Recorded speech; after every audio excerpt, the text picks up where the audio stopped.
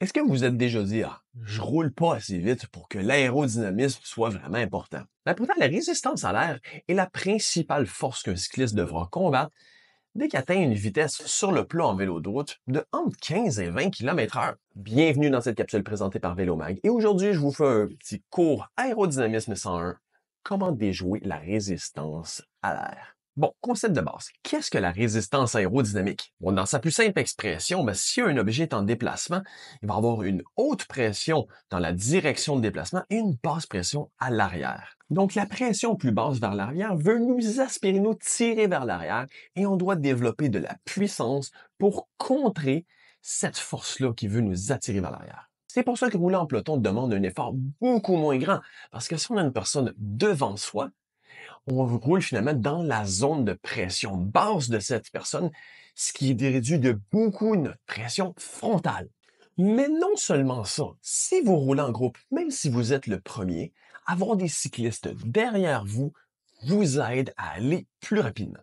Oui, parce que la pression positive plus grande de la personne derrière vous fait augmenter la pression à l'arrière de vous, ce qui fait un différentiel moins prononcé, donc moins de résistance aérodynamique totale. C'est d'ailleurs pour ça que si vous regardez les contre-la-montre chez les pros, les voitures d'équipe se mettent toujours le plus proche légalement possible des coureurs, avec souvent un maximum d'équipement sur la voiture pour amener un flot d'air vers l'avant. Mais bon, faisons un peu d'équation mathématique.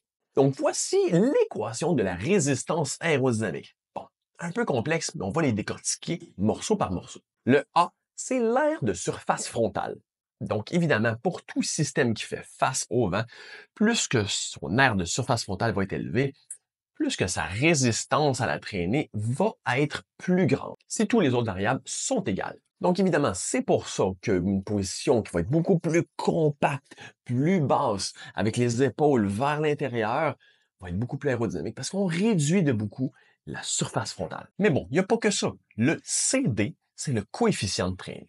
Parce que toutes les formes n'ont pas le même coefficient de traînée aérodynamique, bien entendu. Comme par exemple, pour une même aire de surface frontale, une forme comme une aile d'avion génère potentiellement 10 fois moins de résistance aérodynamique totale qu'une sphère. Et disons qu'ici, si on combine les deux premiers systèmes qu'on a parlé, ça donne le CDA, qui est l'air multiplié par le coefficient de traînée. Donc oui, vous comprenez que si on a quelque chose de sphérique qui offre un coefficient de traînée 10 fois plus élevé qu'une aile d'avion, l'aile d'avion peut être 10 fois plus grande en termes d'aire de surface frontale et donner la même résistance totale. Donc oui, c'est entre autres pour ça que même une tige de sel qui serait très profilée peut donner même moins de résistance aérodynamique totale qu'un simple gaine qui dépasse du guidon. Donc le CDA est souvent le chiffre recherché par les coureurs, entre autres, qui vont faire des tests en soufflerie. Parce que tous les autres facteurs qu'on va regarder, ça, c'est des facteurs externes. Il y a entre autres le V. Ça, c'est la vitesse.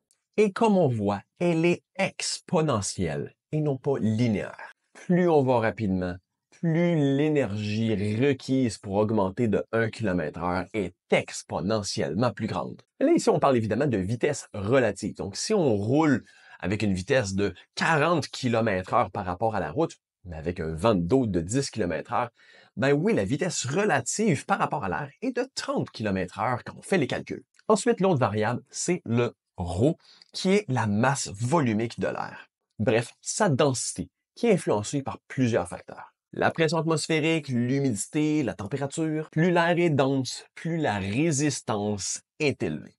Donc, évidemment, c'est un facteur sur lequel on n'a pas vraiment de contrôle, jusqu'à un certain point. Entre autres, je vais donner des exemples. Le premier exemple serait le record de l'heure de Bradley Wiggins. Malheureusement, le jour où son essai était à l'horaire, on était dans une journée de haute pression atmosphérique. Qu'est-ce qu'ils ont fait pour augmenter ses chances? Ils ont vraiment chauffé le plus qu'ils pouvaient l'intérieur du vélodrome à près de 30 degrés Celsius aux grandes dames des spectateurs pour vraiment donner une densité au niveau de l'air le plus bas possible pour cette journée dans ces conditions. C'est entre autres pour ça aussi que beaucoup de records de l'heure ont été établis dans des endroits comme le Mexique où que la densité de l'air est beaucoup plus basse étant donné qu'on est à une haute altitude. Et c'est aussi une raison pourquoi que les records de l'heure dans l'avenir, tout comme celui de Filippo Ganna qui est actuellement le record actuel, risquent de ne pas être des événements planifiés avec des spectateurs parce qu'ils vont pouvoir garder l'option de changer de journée en fonction de la densité de l'air de la journée. Mais bon, si on veut déjouer le vent, qu'est-ce qu'on devrait prioriser?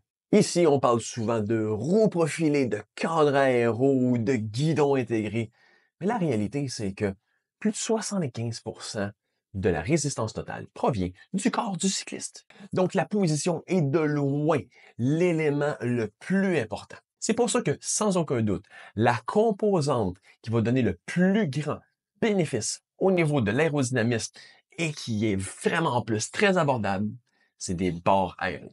Les vêtements aussi font une énorme différence. J'en ai déjà parlé et fait des tests. Des vêtements qui vont être amples coûtent beaucoup de watts par rapport à des vêtements qui vont être beaucoup plus ajustés. On parle très souvent de plus que l'effet d'un cadre aéro et des roues profilées. Des accessoires comme un casque aéro ou des bas aéro vont être souvent des accessoires auxquels on pense pas, mais qui vont avoir un très bon rendement, surtout par rapport au prix investi. Bien sûr, les roues, le cadre et toutes ces choses-là font quand même une différence appréciable, mais potentiellement moins que ce que le marketing peut nous laisser le croire. Et vous, qu'est-ce que vous faites pour être plus aéro? Dites-moi ça dans les commentaires et je vous dis à la prochaine.